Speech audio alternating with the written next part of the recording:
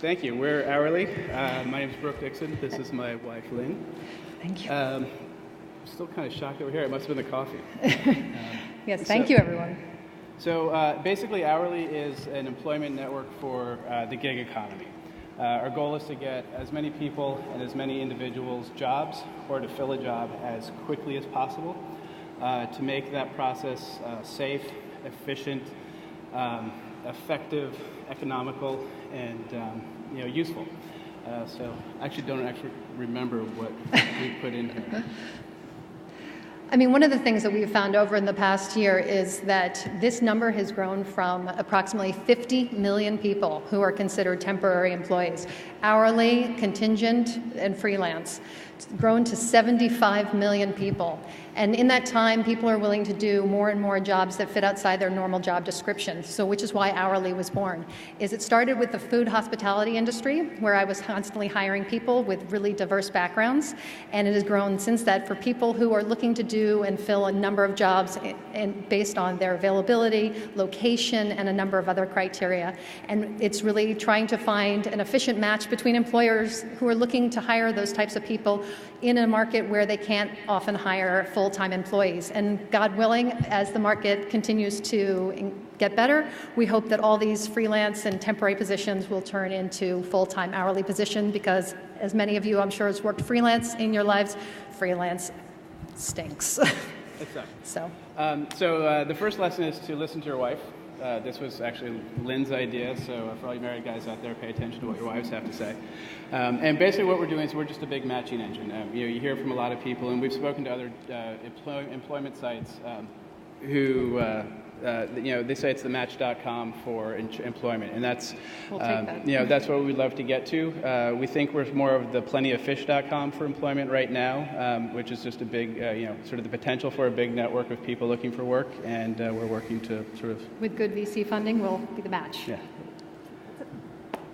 All right, come on over and take up your handhelds. So, do you want to start, Fred, or shall I? Yeah. When we were talking at your booth, you said that this activity has traditionally happened on Craigslist, and you were inspired to create this service because of your frustration with that. So what are the pain points for the employer and the employee with Craigslist, and how do you solve them? And thank you. I mean, it's not just, I think it's Craigslist, but what we're trying to do is take the traditional job boards and kind of turn it on its head a little bit. The hardest thing from my side in hiring through Craigslist was sort of the anonymity of it all, is you were doing a lot of work and talking through text to try to gauge who this individual is on the other end. And in a lot of cases, I was right. In a lot of cases, I was wrong. And what we're trying to do is get those people further along the process by being able to put up photos and backgrounds and do background checks and what jobs they've done in the past. And education is they're starting from a much further point. And for the hourly worker, for the hourly employers, is that they don't have time to waste. It's work to find work, and it is work to find employees, and neither side have hours to waste. So what we're trying to do is create an efficiency here for looking for people and for the job seeker to find jobs in an efficient manner where they can be searched on an ongoing basis. So it's a little bit like if you mashed LinkedIn and Craigslist together, you'd have something akin to what you've built. You become hourly. Yeah. Okay. Yeah, so I had a couple of questions that we talked about when I came by your booth, and one of them was, how do you bootstrap this thing?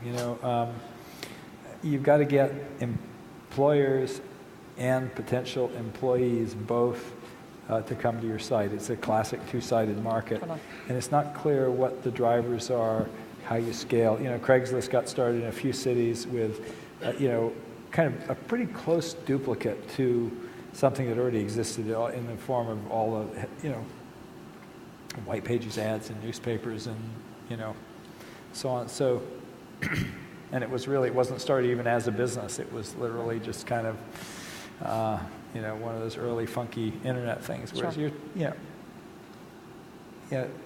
What evidence do you have that you're going to get past that two-sided market scaling problem? Can I take this?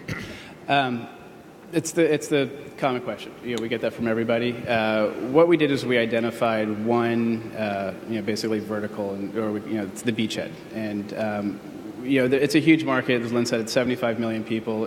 Every time you pick up a paper or listen to the news, it's the economy is terrible or jobs are terrible. What we did was also, because of Lynn's background, we focused on food service, hospitality. So the idea was then it was originally built as a site called the Booking Sheet. And the idea was to have a network of people who waited tables, bartended, worked in the catering industry, so they most likely were doing something else professionally and then started to do something with, or working events on the weekends to help make ends meet. And we admittedly got lucky with the domain name and started to think beyond that, just that one beachhead. So we're focusing on that one beachhead right now. We have a lot of sort of very interested people here in New York City who are sort of the higher end of the catering hospitality world who are sort of chomping at the bit for this right now. So the bottleneck has actually been me as the sort of the primary developer on it. So we've tried to, occasionally we put me in a suit or jeans, but usually I'm locked away in a dark room writing software. But so we're focusing there. So you wrote I wrote the whole app. Wow, that's pretty cool. Thank you. It's really yeah, I mean, this was started out of our house. We've and our marriage has survived. So I wanted to, let's pick up on that. One of the kind of rules, the unwritten rules in the venture capital business that I was taught 25 years ago when I first started is don't invest in husband and wife teams. And I totally disagree. I'm not sure it's good advice, because I've actually seen a couple of husband and wife teams work very well. But one of the problems with husband and wife teams is that as the company scales, one person has to be the boss. And then the other person becomes a member of the management team. Then you get other members of the management team. And the problem with a husband and wife team is that they can have the management team meeting, whenever they want, and the other people aren't in it. And so it does create some interesting problems. I think at the stage you're at now, awesome model. But if you got this into a very big business and you needed to scale and bring other people in, it will cause you problems. It's him. We've had this long discussion, and we've identified this. I turn over the reins at that point, and I'm very happy to find someone who can do my job for me, just for the sanity. I think it's for the good of the company. I think it's good for the investors, and I think it's in the long term good for the marriage to disassociate a little bit. We've struggled with this a bit. Lynn's background is marketing, mine's technology, so there was sort of a good fit there. We've hidden this. We were just accepted into First Growth Venture Network. So our first meeting was last week, where we basically went in and pretended like we weren't married. I don't think that's a good idea. Yeah. And it failed. And to the point where guys were like, one, you're jackasses for doing that. You're going to be found, and just stop. You guys work well together. We were high school sweethearts. We dated for, Google it. There's a New York Times thing about us. It's sort of the cheesy story, but we've known how to. We've been married. We've been boyfriend girlfriend. We thought this was like. Thank you, Dr. Phil. This is Oprah, right? Yeah, exactly. Yeah, great. So we sort of, and we worked to the Fool together. So we've had this experience. So what we've done though is we've clearly we have an org chart in the office at home that Lynn is the Minister of the Exterior, I'm the Minister of the Interior. I work on the technology, the build, the fundraising. Lynn works on marketing, PR, and things like that. And so right now we have a very clear delineation of who's who. And it sounds robotic, but we're say like meeting times happening now, and then we know at some point we're going to. So moving on from this, you didn't really answer my previous question. Maybe it was too abstract. Okay, how are you getting companies to list jobs? With us. Yeah. It's a multi-pronged attack, and we've started by doing some tests here in the city. We actually did some 10-10 wins ads when we launched on Labor Day, to phenomenal response on both. Define phenomenal. With every spot, we got 800 new visits to the site.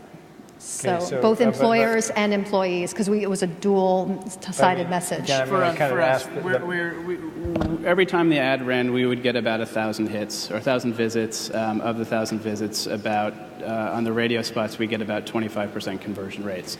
So this was a test. But I think you're missing the answer that Tim wants. The answer is they're aggregating. Okay, so in addition to allowing That was people to gonna be the list second part at of my question. hourly, they're aggregating Craigslist and a bunch of other sites. Right, and that is And that was the part I was That getting was to. the answer you- No, but that was the part I was. That was the part I was getting to. We're And- bootstrapping by piggybacking off of existing stuff. We're sucking it in, and that will give us at least one half of the plausible equation. So now all we have to do is get users to come, and Or the other way around. Or the other way around. And one of the two, but you can't sort of say, well, we're going to kind of ask them both in at the same time, because it's very hard to get both sides to show up. what we have found is we've found more success in bringing the end user, the job seeker, on, and by bringing in those feeds, is we have all, in addition to our hourly feeds, we have Indeed, Craigslist, and Juju. When someone replies to those jobs, it is a hourly profile that they're sending out. So for every job that they're sending out, they're in fact grassroots marketing us to those employers. That this comes from it might be a Craigslist job, but your response is coming from hourly, and it's going to happen again and again and again. And as they see this is a more dynamic, more user-friendly experience for that employer, they're just going to set up their profiles, hopefully, on hourly. So I have one more question again. If you Go ahead, Tim. We can probably run a little long because we're at the end of the day, right? Great. But why now? I mean, there have been job sites online now from pretty darn early in the internet. It was one of the first areas that we saw sites. Why no focus on hourly before now? I think certainly the economy was as such, people were focused on the full-time position, and there were still classified ads and job bulletin boards at the grocery market, and people who were looking for hourly employment were looking in that fashion. With, I think, the advent of Facebook and LinkedIn, I think it has made the internet a forum where people feel more comfortable putting personal information out there and connecting in that manner. I don't think that manner existed before, where they would see a picture and a background and a bio and ratings on themselves and things of that manner that make that an acceptable format for finding employment. Social media is the fastest growing way to find employment. Who pays you? Who pays? Yeah, how do you get paid? The employer pays, a monthly subscription service, low barrier to entry, about $15 a month. The users are free, but they have premium products. There are background checks, the ID verification, galleries. So how many employer ads do you need to have in order to be break even? How many memberships? Yeah. Not very many. Consider how it's been bootstrapped so far. We probably need we're 200. As they say, capital efficient. So you don't need any VC money anyway. No. To grow it the way we want to grow it, we do. But to break even right now, we need about 200. I think one of the answers on the hourly thing is that obviously an employer can't afford to pay as much to hire an hourly worker as they can to hire a full-time worker. Yeah. So it's a lower cost or lower value proposition to the employer. The $15 a month is tiny, right? Tiny. So you're playing at the low end of the market. Well, they're also, in addition to it being a low, and some of these jobs are $8 an hour jobs, so they cannot spend a lot of money to get this person. The churn is also incredibly high. People go through these employees on a very quick basis. So what we're doing is a monthly subscription where people can post as many jobs as they'd like, and the idea is to keep them in there for 2, 3, and 4 years because there's this constant motion in the industry. Yeah.